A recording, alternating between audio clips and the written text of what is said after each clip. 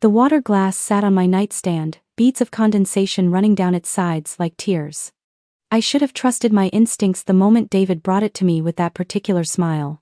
The one he'd worn when he told me my award-winning design was lucky timing and that I shouldn't let one success make me arrogant. The same smile from 4 months ago, when I woke up in the ER, the doctors puzzled by my sudden collapse at the office. But it was the residue that caught my eye. A faint crystalline film at the bottom of the glass, barely visible unless you held it up to the light. I'd seen something similar in the water samples we'd tested last year when our firm was investigating that contaminated building site. Arsenic leaves a signature if you know what to look for. My name is Victoria Hayes, and I'm a senior architect at Morrison & Wright in San Diego. Or at least, I was supposed to be. The promotion had been announced 3 weeks ago, making me the youngest partner in the firm's 40-year history. David, my husband of 7 years, had been up for the same position. He'd been with the firm 2 years longer than me, but my sustainable housing project had won the State Innovation Award, and suddenly the senior partners were looking at me differently. I set the water glass down carefully, making sure not to spill a drop. David was watching me from the doorway of our bedroom, his arms crossed over his chest. His mother, Patricia, hovered behind him like a shadow. She'd moved into our guest room 5 months ago, claiming she needed help after her knee surgery. But her knee had healed 3 months ago, and she showed no signs of leaving. "You should drink that," Patricia said, her voice carrying that particular edge she reserved just for me. "David went all the way downstairs to get it for you. You know how the doctor said you need to stay hydrated with all your stomach problems." Stomach problems. That's what everyone had been calling it. The mysterious illness that had plagued me since my promotion was announced. Nausea, dizziness, unexplained weakness. 3 hospital visits in 4 months, and not one doctor could find a cause. They'd started suggesting it might be stress-related. Anxiety from the new responsibilities. Maybe I was pushing myself too hard. Before we continue, please tell us in the comments which state you're watching from. We love hearing from our viewers across America. And if this story resonates with you, please hit that like button and subscribe. Your support means everything to us. I picked up the glass and held it up to the light streaming through the bedroom window. "There's something in this water," I said quietly. David's face flickered. "What are you talking about? Look at the bottom. See that residue?" He moved closer, his expression shifting from confusion to something I couldn't quite read. "It's probably just minerals from the tap. Our water's hard here. We have a filter," I said.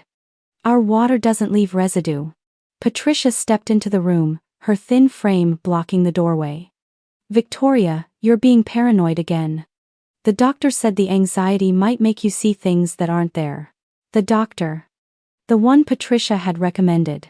The one who'd been so quick to prescribe anti-anxiety medication instead of running more tests. The same doctor who happened to be Patricia's former colleague from when she worked in medical billing. I set the glass back on the nightstand and pulled out my phone. "I'm having this water tested." "Don't be ridiculous," David said, but his voice had an edge now. "You're embarrassing yourself. This is exactly the kind of behavior that's been worrying everyone at the firm." That stopped me cold. "What do you mean, worrying everyone?" Patricia moved to stand beside her son, and I saw it then. The way they looked at each other. A silent communication that excluded me completely. "David's been getting calls," she said. "People are concerned about your ability to handle the partnership. The memory lapses, the mood swings." "What memory lapses? What mood swings?" "You forgot the Riverside presentation last month," David said. "You called me 3 times in 1 hour asking where your car keys were when they were in your purse the whole time. Last week you accused me of moving your design files when you'd actually left them at the office." I had forgotten the Riverside presentation. I'd woken up that morning, feeling so dizzy and disoriented that I'd completely blanked on the meeting. My car keys had been in my purse, though I had no memory of putting them there. And the design files, I'd been so certain they'd been on my home desk. "That's the sickness," I said.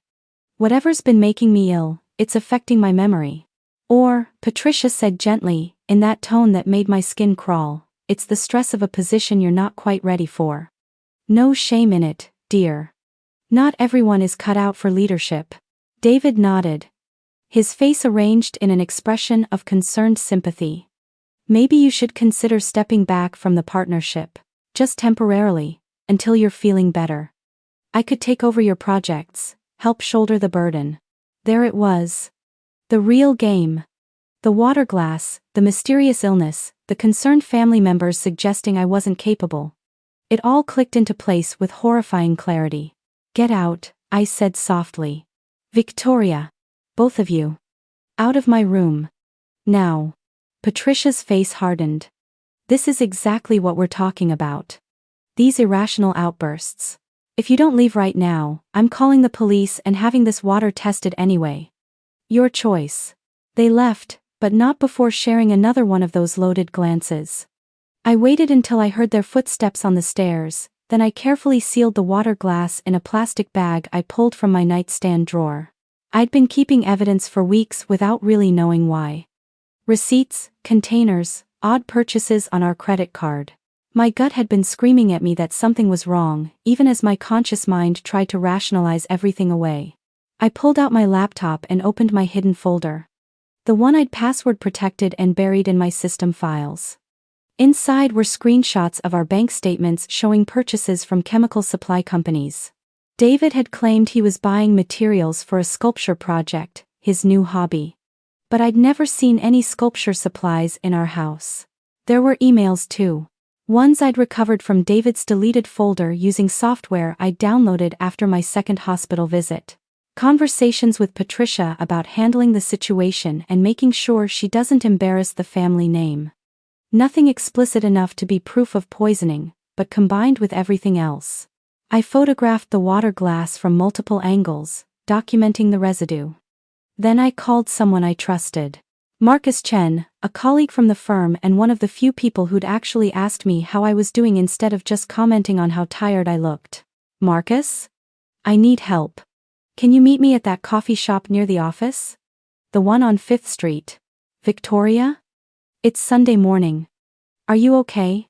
No. I'm not. Please, I need someone I can trust. 20 minutes later, I was sitting across from Marcus at an outdoor table, the sealed water glass between us. He listened without interrupting as I laid out everything. The progression of my illness, the timing with my promotion, David's failed bid for partnership, Patricia's convenient residency in our home, the strange purchases, the deleted emails. You think your husband is poisoning you, he said finally, and I was grateful he didn't make it a question. I think my husband and his mother have been systematically poisoning me to make me appear unstable, so I'd lose the partnership. Marcus picked up the sealed water glass, examining it in the sunlight. This needs to go to a lab. Today. I know. But Marcus, if I'm wrong. If you're wrong, you have a clean glass of water and some trust issues to work through. If you're right, someone's trying to kill you. Which scenario are you more comfortable with? He had a point. My brother-in-law runs a private testing facility, Marcus continued. He owes me a favor. Let me make a call. While Marcus stepped away to call his brother-in-law, I sat watching the morning traffic roll by on 5th Street. A young couple walked past holding hands, laughing at something on one of their phones. Normal people, living normal lives, probably not wondering if their spouse was trying to murder them. My phone buzzed. A text from David. Where did you go? We need to talk about getting you some help. I didn't respond. Marcus came back with news. Richard can see you in an hour. His lab is in La Jolla. He'll run a full panel, prioritize it. We should have preliminary results by tonight. I can't thank you enough. Don't thank me yet. Victoria, if this comes back positive, you need to go to the police. Not back to that house. I know. But I did go back to the house. Not inside, just close enough to trigger the security camera I'd had installed 6 months ago. The one David didn't know about because I'd disguised it as a decorative outdoor light fixture. I pulled up the app on my phone and watched the live feed of our kitchen. Patricia was at the stove, and David was sitting at the kitchen table. I couldn't hear what they were saying, but their body language told me everything. They were comfortable, relaxed. Not like people worried about a sick family member. Like people waiting for a problem to solve itself. Then Patricia opened the cabinet where we kept the vitamins and supplements. She pulled out a bottle, checked the label, and showed it to David. He nodded. She carefully opened the bottle and poured something from a small vial into it. Not much, just a few drops. Then she shook the bottle and placed it back on the shelf. My vitamins. The ones I took every morning. The ones that always made me feel slightly worse about an hour after taking them. I recorded everything. By 6 p.m., I was sitting in Richard's office looking at test results that confirmed my worst fears. The water contained arsenic. Not enough to kill in one dose, but more than enough to cause serious harm over time. Richard had also tested my vitamin bottle, which Marcus had retrieved from my house using a spare key I'd given him. More arsenic. This is attempted murder, Richard said bluntly. You need to call the police. Now. I did. Detective Sarah Morrison arrived at the lab within 30 minutes, took my statement, confiscated the evidence, and got a warrant. By 8 p.m., both David and Patricia were in custody. The search of our house turned up everything. The arsenic hidden in David's workshop, disguised as art supply powder. The deleted emails recovered from both his and Patricia's devices, detailing their plan. Patricia had been researching symptoms of anxiety and stress-related disorders, creating a medical history for me that would make my inevitable breakdown seem inevitable. But the most damning evidence was David's journal. Actual handwritten pages documenting his resentment of my success, his belief that the partnership should have been his. His mother's suggestion that I could be handled if they were patient and strategic. He'd written about how the small doses would make me unreliable, how my memory lapses would make me doubt myself. How eventually I'd either step down willingly, or be forced out by the senior partners. The final entry, dated 3 days before, was chilling. Time to increase the dosage. The partnership ceremony is in 2 weeks. She needs to be too sick to attend, maybe hospitalized. Once she's out of the picture, they'll have to reconsider. Mom says 1 larger dose in her nightly water would do it. No one suspects anything. They all think she's just struggling with the pressure. The trial was swift. With the physical evidence, the documented poisoning plan, and my medical records showing the pattern of arsenic exposure, the prosecution built an airtight case. David's defense tried to claim I'd planted the evidence out of revenge for his failed partnership bid, but the timeline didn't support it. The arsenic exposure had started before my promotion was even announced, back when Patricia first moved in. Both David and Patricia were convicted. He got 20 years for attempted murder and conspiracy. She got 15 years as an accessory. The judge's statement echoed in my mind. The violation of trust within a marriage is heinous enough. But to systematically poison someone, to gaslight them into questioning their own sanity, represents a particularly cruel form of abuse. 6 months after the conviction, I stood in front of the Morrison and Wright partnership, presenting my sustainable housing project for a major development in Coronado. The same project David had tried to sabotage by making me too sick to work on it properly.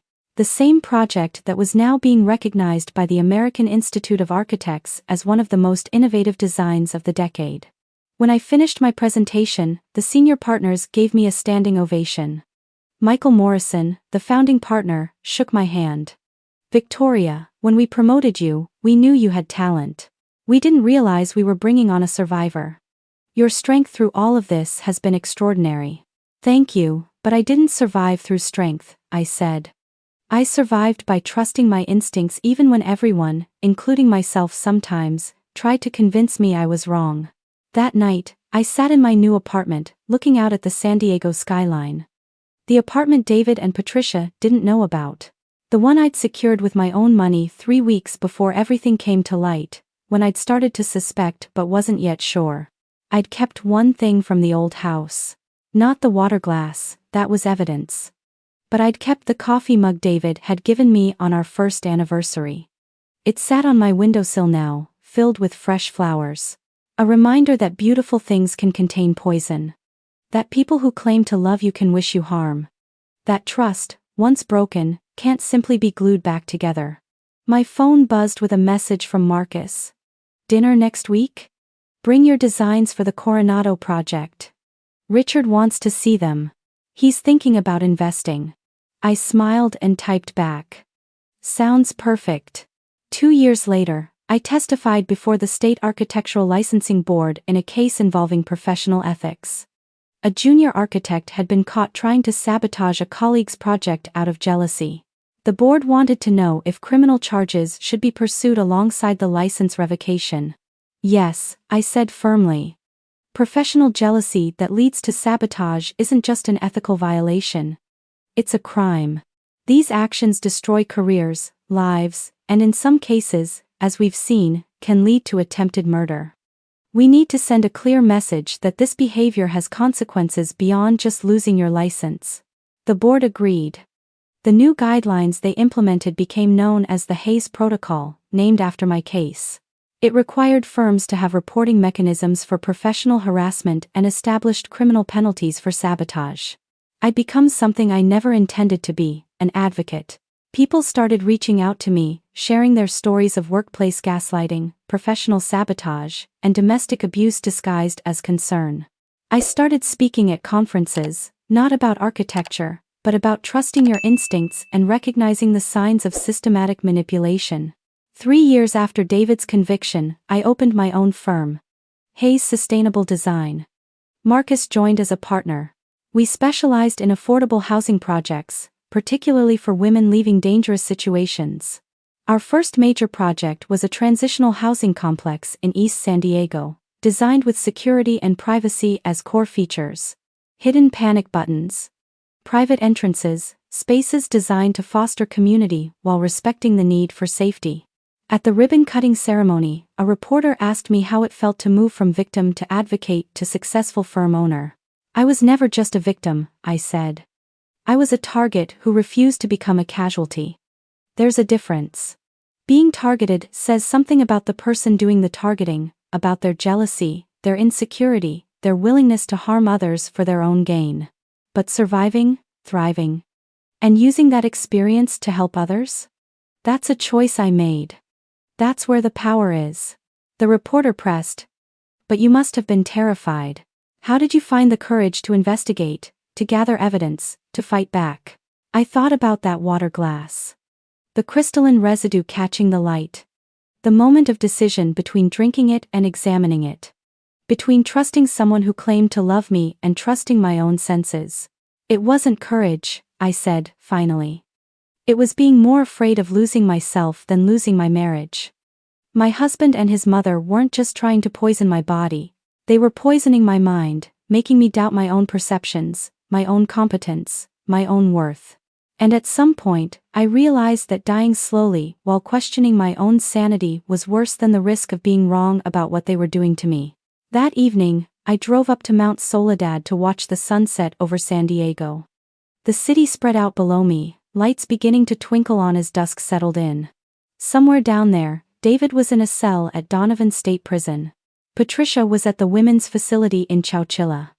And I was here, free, successful, alive. I thought about the woman I'd been 4 years ago. The one who'd accepted every excuse, rationalized every suspicious behavior, told herself she was being paranoid or anxious or stressed. The one who'd almost drunk that water. I thought about all the small decisions that had led to survival. Installing the hidden camera. Making that first doctor's appointment on my own instead of using Patricia's recommended physician. Calling Marcus instead of trying to handle everything alone. Sealing that water glass instead of pouring it down the drain. Every tiny act of self-trust. Every moment of listening to my instincts instead of to the people telling me I was wrong. My phone rang.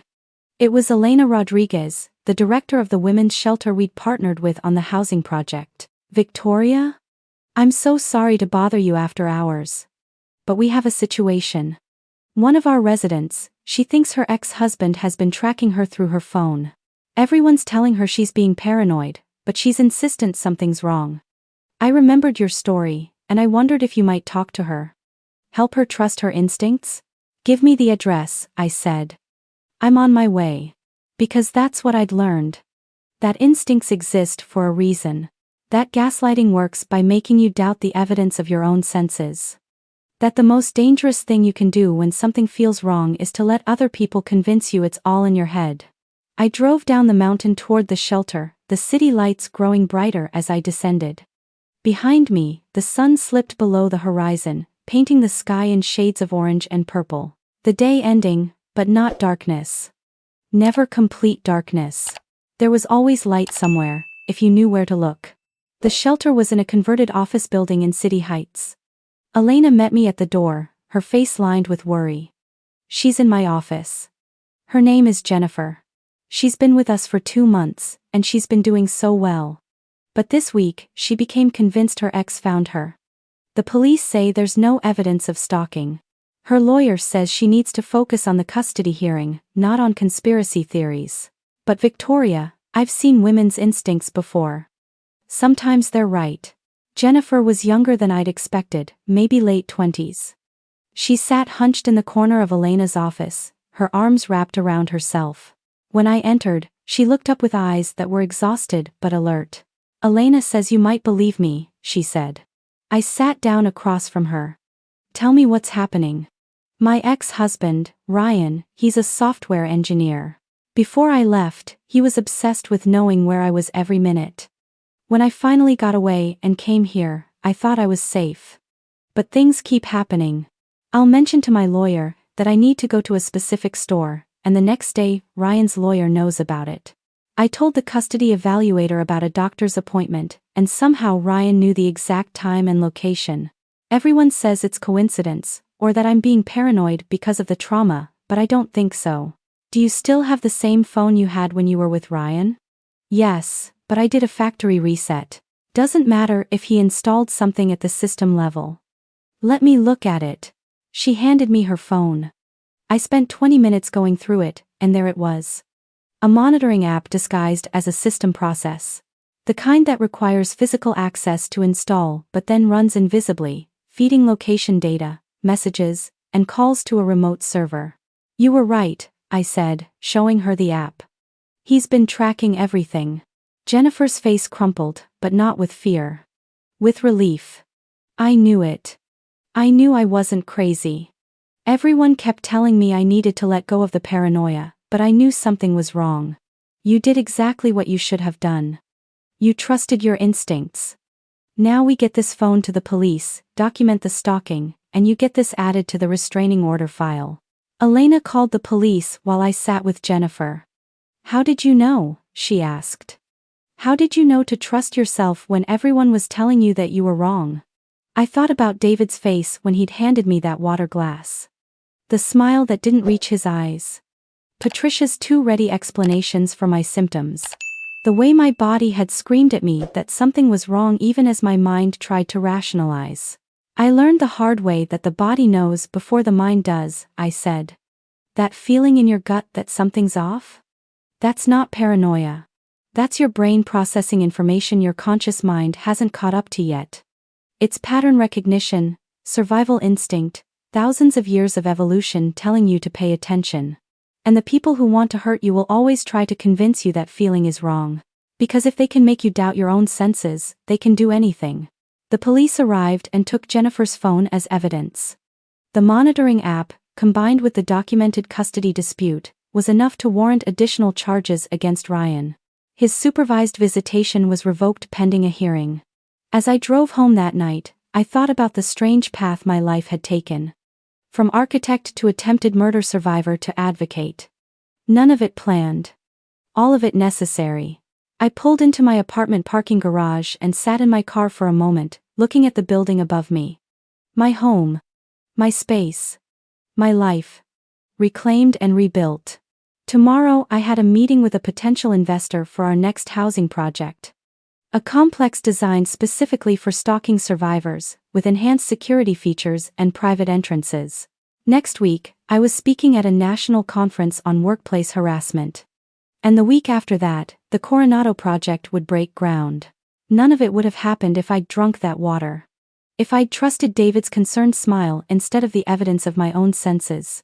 If I'd believed Patricia's gentle suggestion that I was too weak for success instead of the sharp intelligence that had won me the partnership in the first place.